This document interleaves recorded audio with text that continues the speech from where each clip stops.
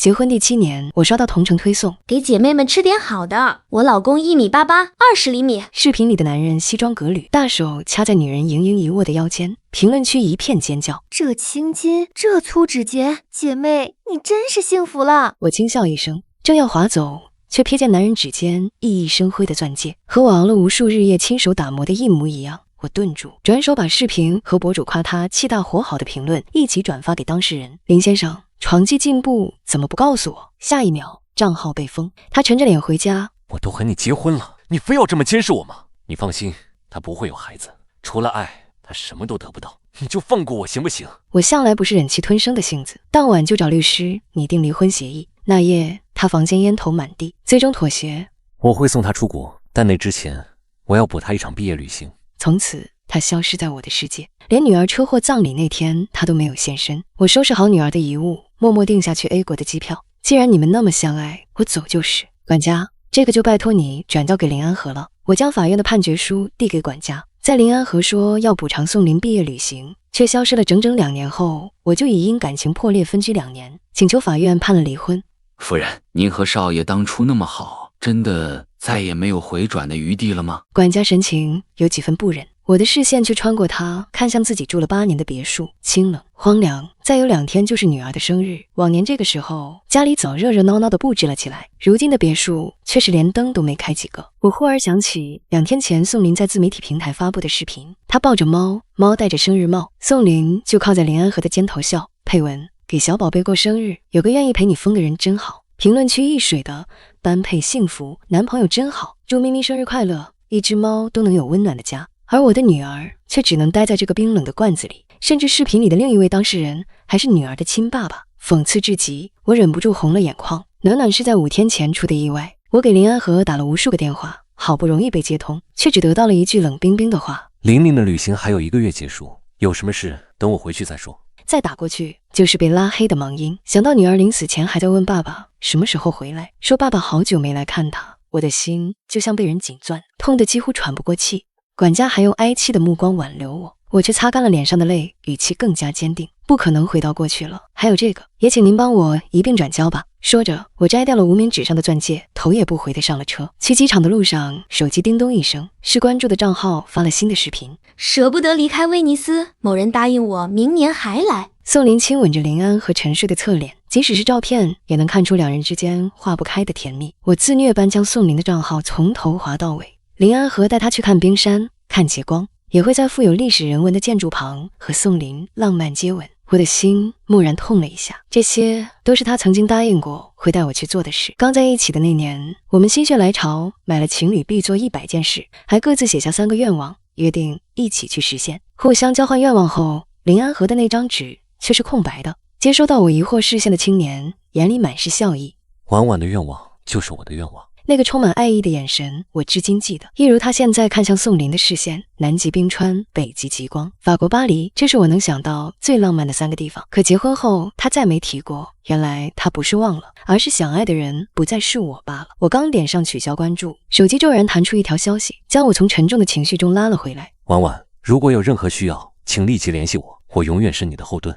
我视线在这通讯息上停留了片刻，手指一滑，将号码拉黑删除。1天后，飞机落地，我带着女儿的骨灰来到了阿尔卑斯山。女儿生前愿望就是想爸爸妈妈带她来一次这里，只可惜没等我替她实现这个愿望，她就和我天人两隔。可进了酒店，我却忽然看到了一道熟悉的身影，林安和正环着宋林的腰，2人系着同一条围巾，甜腻的贴在一起等电梯。没等我做出反应，酒店前台就顺着我的目光看到了他们。前台小姐含笑打趣：他们是一对甜蜜的情侣呢。男方前天专门包下了这个酒店，就为了庆祝和女朋友在一起6年的纪念日。后来还是女朋友说太冷清了，都不好玩，才改为只要1层顶级套房。不然今天女士您都订不到我们的酒店。抱歉，您刚刚说他们是庆祝6周年纪念日。前台小姐点了点头，见我脸色不对，问我需不需要请酒店的医护。我咬牙摆了摆手，6年，也就是说，在我刚怀孕的时候，他们就搞在了一起。我几乎是狠狠地盯着电梯旁一高一矮2道身影。宋林是我的学生，他好学上进，我也时常带着他。可就是这样一个让我引以为豪的学生，却在我带他回去的第1个月就爬上了我丈夫的床。我本以为林安和是在和我在一起10年后之后才变的心，我本还可以骗自己，起码他对女儿的感情是真的。现在看来，或许他根本没爱过自己，也没爱过女儿。抱歉，我不入住了。我近乎失态的在前台小姐讶然的目光中夺回了证件，快步离开时，却忽然被人拦住。沈老师，真的是你？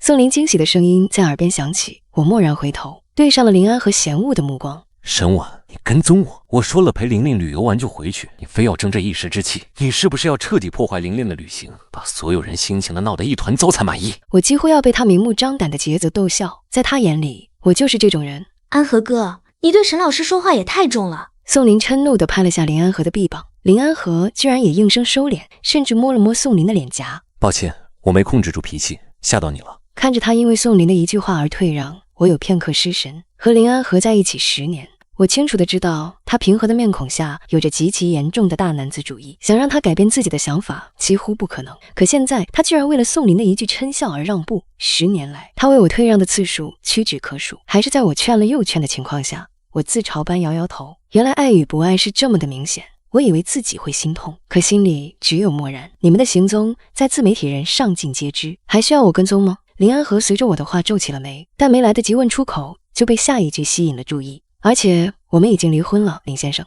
我来这里也是为了正事，没空陪你玩他逃他追的把戏。随着我冷笑声落下，林安和脸色骤然阴沉。你以为我会不记得自己有没有在离婚协议上签字？他嗤笑一声。沈婉，你几天前还能想到用女儿来骗我，怎么今天只能想出这种拙劣的把戏了？听他提起女儿，心中骤然被刺痛，我忍不住上前一步。女儿？你还好意思和我提女儿？我问你，我给你打电话，你为什么不接？我给你发消息，女儿出事了，你明明看到了消息，为什么不回？你知不知道她死前的最后一刻，都在想着你能回家看她？每多说一个字，我就多失控一分。说完最后一句，我眼眶通红，几乎浑身都在颤抖。林安和却仍旧用不屑的眼神看我，甚至带上了一丝看疯子的警惕。同样的谎话一次不奏效，你还想来2次、3次？沈婉，你是不是真觉得我是傻子呀？如果女儿真的出事，按照你的性子，应该陪她一起去死了吧？怎么还能好端端站这儿？宋林也状似担忧，扶住我的手。是啊，沈老师，你知道安和哥对暖暖多上心，怎么能想出这种主意来骗他的感情？我知道你一直怪我分走了安和哥的感情，可你这样的做法，又何尝不是主动消耗安和哥对你的感情呢？我猛地甩开宋林的手，滚！我不要你假好心，女儿都没了，男人虚无缥缈的感情又有什么用？我并不觉得自己力道多大，但宋林整个人却被甩到了地上。我的腰，安和哥！啪的一声，脸颊骤然一痛，我捂着迅速肿起的脸颊，呆愣地看向动手的人。林安和似乎也没想到自己居然对我动了手，神情有片刻的不忍和僵硬。他刚想伸手安抚我，地上的宋林立刻捂住了肚子。痛，我的肚子！林安和的注意力瞬间被拉走，看着他将宋林抱在怀里，嘘寒问暖。我露出个讽刺的笑，刚想离开，却被林安和喊住：站住！我神情淡漠地回头，你推了玲玲，就想这么一走了之？他眼神森寒，立刻给玲玲道歉。被倒打一耙，我怒极反笑。如果我说不呢？我们无声的僵持，最后还是宋林扯了扯林安和的袖子。我好多了，安和哥，你也别逼沈老师，刚刚是我自己没站稳。林安和闻言却是对我怒意更甚。你太令我失望了，沈婉。玲玲小你10岁，你还没有她半分的懂事。看来是我过去的几年把你保护得太好，以至于你忘了天高地厚。这次回去，玲玲还是会和我一起，到时候让她多教教你什么是规矩。我冷笑一声，说这么多还不是为带宋林回去做铺垫？表面看上去一副正人君子、商业精英的模样，到头来不过是一条虚伪的蛇罢了。林安和带着宋林回了顶层，我本打算换家酒店，可室外却忽然起了风雪，无奈我只能住下，并暗暗期待明天一定要雪晴，因为明天是女儿的头七，我要将女儿葬在阿尔卑斯山的顶上，完成女儿未能实现的愿望。我忧心忡忡，整夜没睡。可到了第2天，风雪还是没停，我不顾阻拦，带着女儿的骨灰罐独自上了山。就在我爬到一半中途休息，准备继续前进时，脚边放着的小包却骤然不见，里面还装着女儿的骨灰。我猛地起身就要寻找，却看到了不远处的宋林。沈老师，你是在找这个？我从他的脸上看到了满满的恶意。还给我！我猛地扑了过去，就要夺回来，可宋林却高举着手左右闪躲，就是守着不让我拿到。气急之下，我重重推了他一把。这一幕被林安和看到，他厉声斥道：住手！林安和一把接住神色后怕的宋林。宋林知道你冒着雪上了山，不顾自身安全也要出来找你，就是这么恩将仇报的，你怎么恶毒到了如此地步？我却像是丝毫没听到他的指责，只将目光放在宋林手中的骨灰罐上。给我，还给我！宋林却将手一缩，彻底躲进林安和怀里。你到底在发什么疯？林安和彻底失去了耐性，我几乎要脱口而出，那就是女儿的骨灰盒。可一对上他紧蹙的眉头，我骤然清醒。他估计又会以为我在骗人吧？那是对我很重要的东西。我咬牙道。宋林却探出了头。既然是重要的东西，我就更要帮你保管了，沈老师。我的衣服有袋子，你放心，放我这儿一定不会掉。我还要拒绝，林安和却开了口。行了，你要爬山就快点爬，要不是玲玲善良担心你出事，谁会冒着自身危险也要陪你？你别反倒拖累了我们。是啊，沈老师，你是要把东西带到山顶？那我们快上山吧，到了我就给你。所有话都被两人驳了回去。看着两人已经开爬的身影，我只能咬牙跟了上去。林安和宋林二人互相扶持，我却只有自己一个了。整整慢了他们半个小时才到山顶。我喘着气，东西给我。宋林嬉笑着把罐子递了回来，我却骤然感到重量不对，猛地掀开一条缝，却见罐内女儿的骨灰不翼而飞。我刹那间猩红了双眼。宋林，这里面的东西呢？你是说那些脏东西啊？我路上帮你清理掉了。他笑容温婉，仿佛皆是在为我考虑。沈老师，你这罐子多久没洗了？里面灰都积了一个底了，我顺手帮你擦干净了。就算安和哥很久没回去陪你了，你也不该这么邋遢啊！我死死攥着拳头，怒气随着宋林的话一句句积攒，终于再也压制不住。我猛地和他扭打在了一起。林安和也被我的骤然发作吓了一跳，但仍下意识地偏帮宋林。可他脸上骤然一痛，下一秒被一股力道揪着领子拽了起来。看清来人的瞬间，他愣住。小叔。林烨随手将林安和扔在了地上，看他的眼神宛如蝼蚁。林安和，你和我说的出国要谈的项目，就是和这么个女人搞在一起，你这是忘了自己已经结婚了？林安和讷讷地低着头，半点不敢反抗。林家分支很多，而他的小叔林烨无疑是把握家族命脉的那一支。林安和虽然也是在林家企业做事，但他接手的那个林氏公司不过是林家众多企业中微不足道的一家。甚至他之所以能当上执行总裁，靠的也是林烨突如其来的赏识。虽然不知道林烨当初为什么选上了他，但他这些年靠着那家公司获了不少好处。此刻生怕触了林烨眉头，怕他随口说出收回公司的话，他飞快地瞟了眼小叔，却见小叔的目光一动不动地落在另外一处。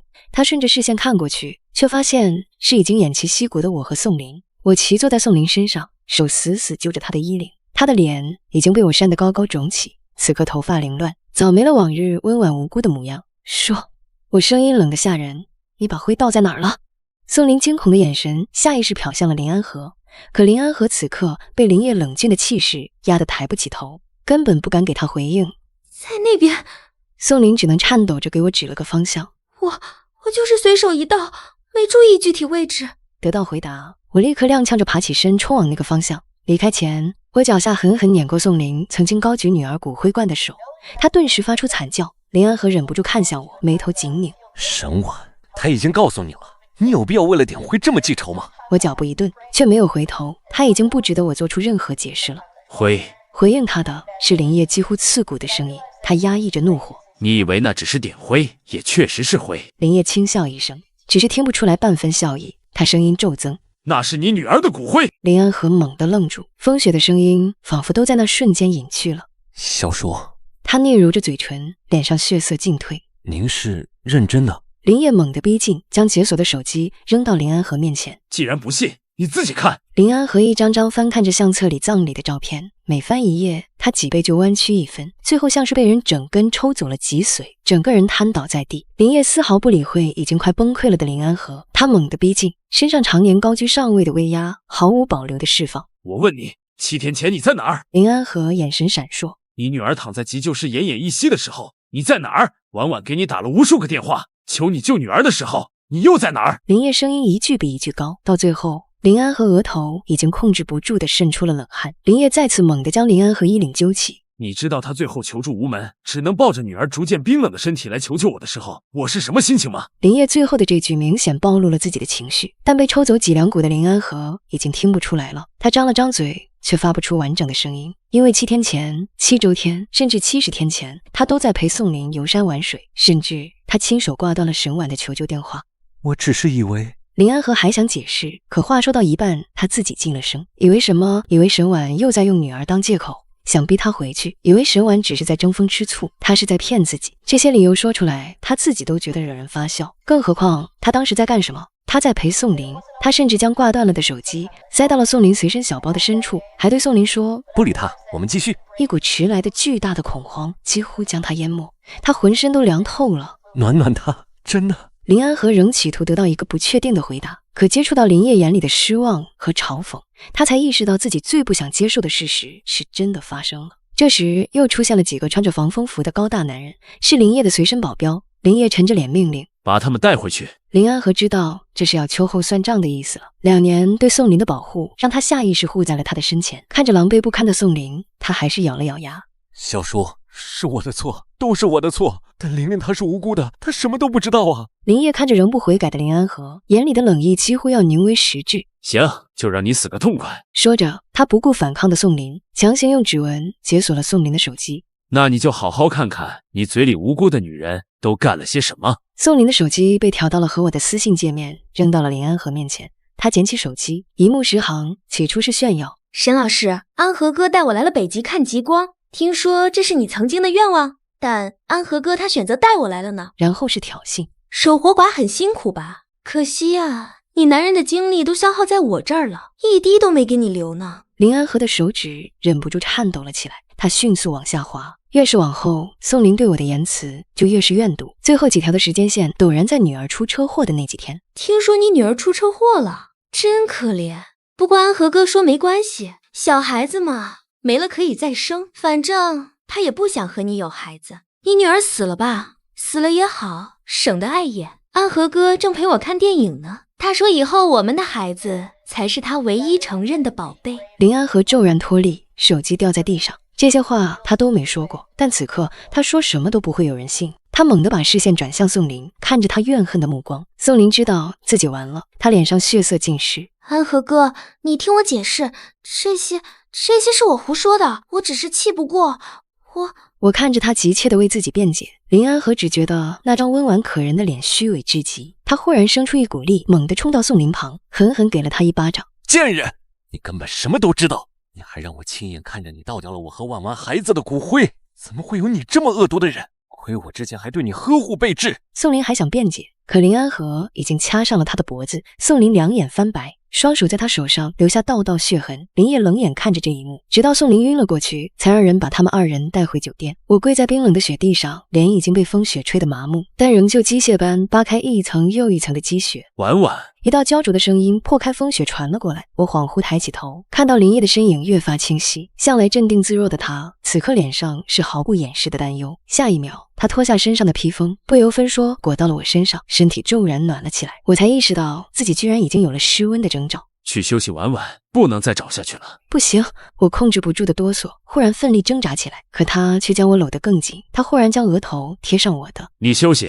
我去找。说罢不等我反应，立刻抽身进入了风雪之中。我们2人只有一个披风，他撑不住了，就和我靠在一起取暖，但从始至终没有让披风离开过我的肩膀。直到天堪堪亮，我们才找到那一抹不同于雪地的质感，将女儿骨灰尽数装回，我才彻底晕厥了过去。怎么来的医院我不知道，我只知道自己一睁眼，林烨就坐在了我的床边。我猛地起身，在看到床头柜上女儿骨灰罐的瞬间安定了下来。林烨被我的动作惊醒，看到我清醒，他眼里骤然爆发出惊喜，替我按响呼叫铃后，他下意识握住了我的手。我猛地一僵，随即几乎触电般收回手。谢谢小叔。他神情有些复杂。不过是几天没见，怎么还和我生分了？我说过让你有困难就找我。林烨目光紧锁在我身上，他掏出手机。为什么不给我发消息？如果不是我实在担心托人查了你的航班赶了过来，你就要忍气吞声。我当然不会，我早在背后给林安和准备了一份大礼，只是女儿出事后，我将女儿的事放到了第一而已。知道我不是胡诌的性格，林烨这才放下心来。只是他摆弄着手机，神色忽然有些古怪。下一秒，他转过手机，和我的消息框界面出现了一个鲜红的感叹。我忽然想起当初为了和林安和撇清关系，把林烨这个林家人也一并拉黑了。空气有些凝滞，林烨帮了自己很多，自己却只是为了和渣男撇清关系就迁怒了这个苦主。这种事做出来确实有些不地道。手误，自己的声音干巴巴的，任谁听起来都有股挥之不去的心虚感。但林烨却接受了这个拙劣的解释，他含笑看我。既然是手误，那我现在加回来没问题吧？没有，我小声嗫嚅，甚至主动扫了他的好友码。恰好这时，医生和护士推门而入，打破了病房里有些微妙的氛围。一番检查后，医生说我只是轻微冻伤，休养几天就好了。他们叮嘱了一番，离开病房，又只剩下我和林烨二人。他提起了林安和和宋林。我已经收回了林安和在林氏旗下的职务和股份。一个对婚姻不忠、对家庭毫无责任感的人，没有资格掌握林家的商业资源，他也难当大任。还有宋林，他这3当3的事儿在学校里也传开了。不仅如此，他的毕业论文被查出来造假，当初保研的暗箱操作也爆出来了。现在不仅撤销了他的硕士学位，就连他本科阶段的毕业证可能都会被审核收回。我冷笑一声，这些都是他们活该。而且林安和只是被收回职位和股份，这惩罚对他来说未免太轻。仔细算算，自己的那些爆料也该掀起点水花了。林烨的手机忽然响起，他接通了电话，片刻后，柔和的眼神看向我。林安和那事儿是你干的？不等我回答，他自顾自笑了声，干得不错。我露出个得意的笑。早在发现林安和出轨时，我就暗中搜集了证据，还做成了视频，买下了他公司门口的大屏档期，就等着轮番播放一整天，让他身败名裂。我从来不是一个不记仇的人。在那之后，我们找了个日子，亲手把女儿暖暖的骨灰埋在了阿尔卑斯最高的海拔。回到医院后，我本打算请个阿姨照顾自己，林烨却坚持不同意，还推掉了所有的工作，专心陪我。婉婉，你知道我对你的感情。这一句话打消了我所有反抗的举动。可是我还没有准备好开始一段新的关系，相信别人的代价太大了。我几乎是叹息着说出这句话，他却说他可以等。我愣愣地看了他半晌。林烨从来是一个说到做到的人，而且我丝毫不怀疑他等我的决心。其实和林安和在一起时，我就隐约察觉到他对我的心思，不然我也不会在女儿受伤后求助无门，找上了他。自从上次的交谈，他发现了我的抗拒，就再也没在我面前提起过那件事儿，只是每天一束花一束花的往病房放，各种滋补的膳食送不停。病房的小护士都开始打趣我，婉婉姐，林哥都这么恨嫁了，你还不收了他？我嘴上拒绝，可心却是悄然动了起来。林烨为我的付出，我看在眼里。在和他日夜相处的2个月，我也久违地感到了悸动。于是出院那天，在他替我收拾行李的时候，我忽然开口：“林烨，我感觉我衣服上有怪味儿。”他神情疑惑：“有吗？你的衣服我不是每天都有洗吗？”我脸一热：“你来闻闻，真有味道。”于是他凑近俯身，在他靠近的瞬间，我猛地低头，在他额头上吻了下。身前的人骤然愣住，忽然他抬头，我们几乎面颊贴着面颊，如此近的距离，我能看到他眼里巨大的喜悦。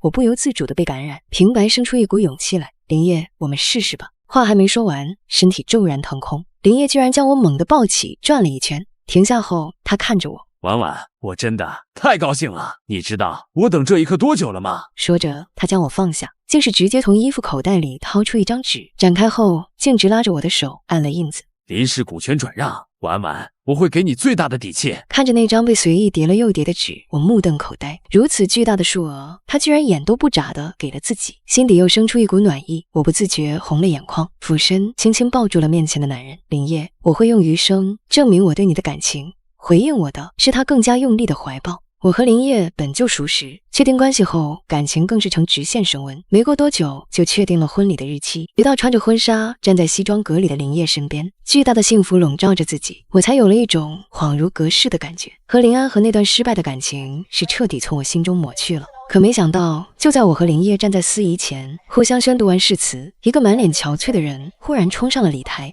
他猛地扑向我，却被林烨一脚踹开，直到被保安控制住，他才露出了被遮在额发下的脸。看清那张脸的瞬间，我和林烨都难掩震惊，是林安和，只是半年不见，他就狼狈成了这般模样，头发长得像是半年没打理，两颊凹陷，眼眶发黑，这副模样我能认出来，我都觉得是运气使然。林烨面色一凛，是谁放他进来的？扔出去！林安和并不在邀请函上。林烨和我的婚礼又声势浩大，他估计是趁乱混进来了，听见要被扔出去，林安和慌了神。不，婉婉，我才是你的丈夫！他声嘶力竭地喊着，我没签离婚协议，我们没有离婚。在场所有人都被他这变故惊呆，眼见着他快被拖出门，不知他哪来的力气，忽然挣脱了众保安的桎梏，再次冲到了我面前。我方才的俨然不动，似乎刺痛了他。你不能结婚审婉！他一字一句，你是想犯重婚罪吗？我拦住了试图挡在面前的林烨，和林安和这样的人说话，你必须一句话让他死心。管家没把那张判决书给你。什么判决书？他眼珠转得很快。你是又在转移话题了是吧？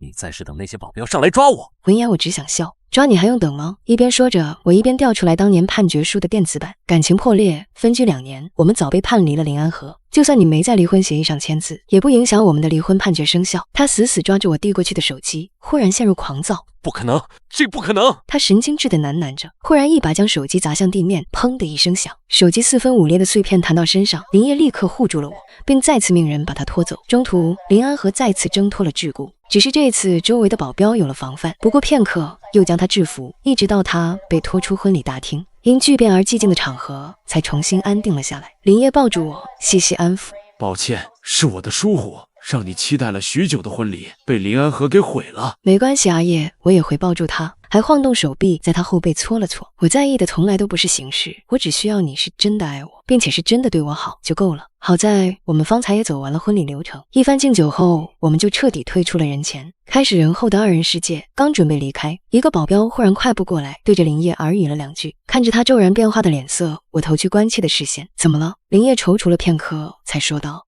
林安和死了。刚刚保镖本想是把他送回庞之林家，可他忽然半路挣脱了束缚，跑了。当时是在高速上，后面的车子没刹住，当场死亡。我也被这突如其来的变故弄得猝不及防，默然半晌，我才叹了一口气。因果轮回，他这也算是还了暖暖的债。林烨也叹了口气，拨通了电话，派人给林安和安排后事。他身为林家主家，替一个没有多少血缘关系的旁系做到这个地步，也算是仁义之尽了。一通忙碌，我和林烨甚至都忘了取下新人胸针，再次走出婚礼殿堂，2枚鲜红张扬的胸针靠在一起，在阳光下熠熠生辉。